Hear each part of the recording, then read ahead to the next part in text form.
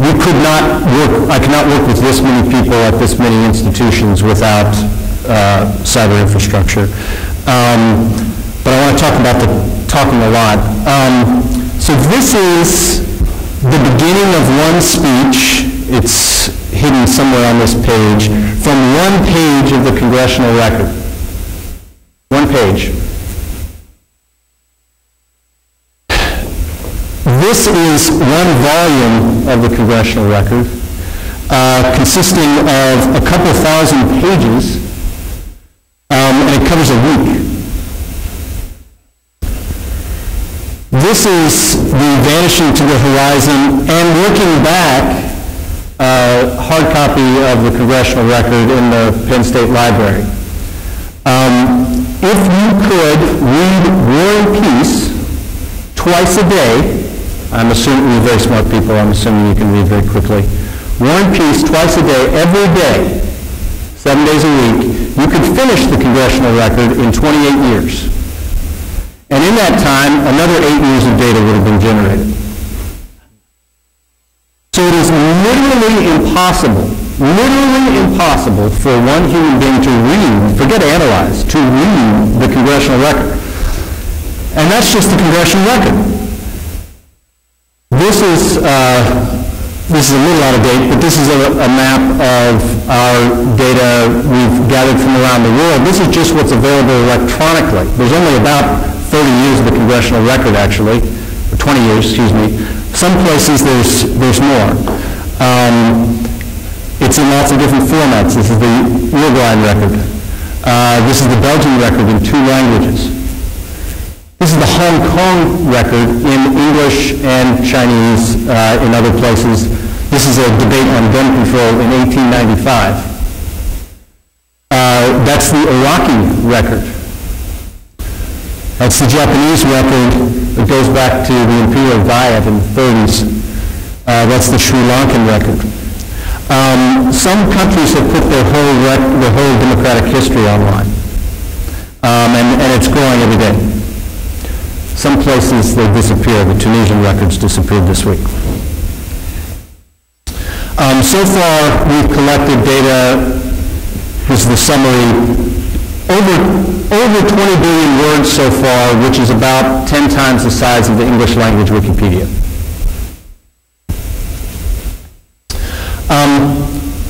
What for?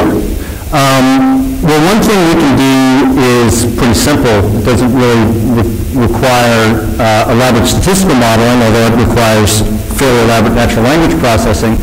Just counting entities, mentions of things, and here's a specific thing. New Zealand had an electoral reform in the 1990s where they changed how they elected their parliament.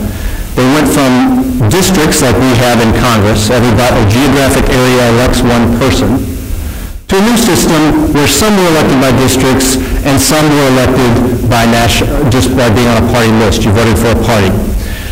And before and after that election in our data, you see that the mentions of cities, mention of specific locations go down dramatically. The representation of geographic areas changes. We can also try to guess where somebody's from based on their speech. This is the first person in the database, Derek Angus. These are the places he talks about more. This is where he's from, Wallace, and that's where Wallace is. Okay. New Zealand has the additional nice benefit of being a roughly one-dimensional country. So we can guess location roughly by latitude. Before the election, before the electoral reform, from speech, we could guess pretty well where people were from based on their speech. That is, they were talking about the needs of their of things from the point of view of the place they were from. After the electoral reform, we can't. It doesn't line up on that line. But we can do much more complicated things. We're interested in what gets on the political agenda. How do we know?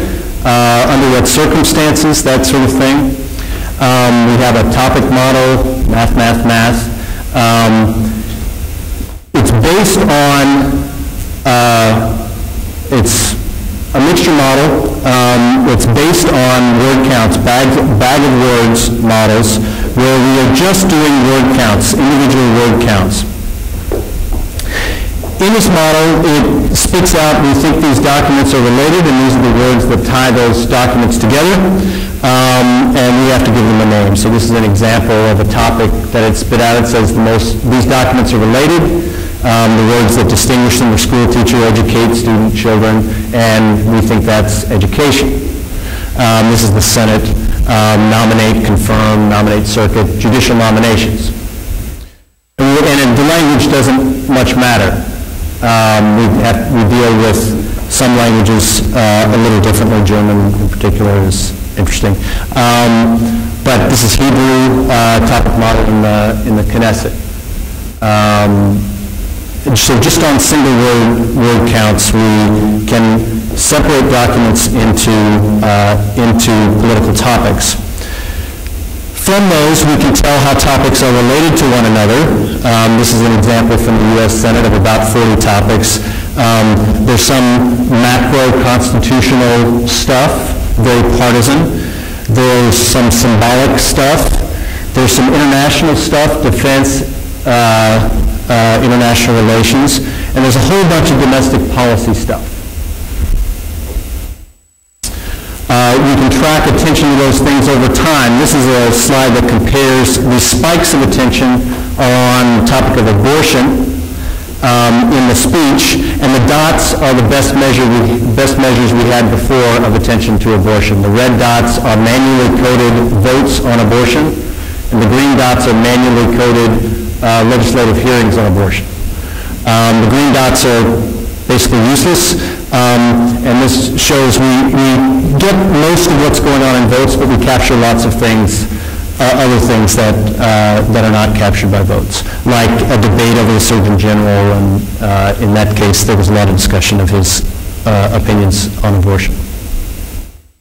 It matches things that happen in the real world. This is defense policy, particularly use of force, war, that sort of thing. And this was the authorization to go to war in Iraq. The next big spike was, by the way, I need another $87 billion. And the next big spike was Abu Ghraib.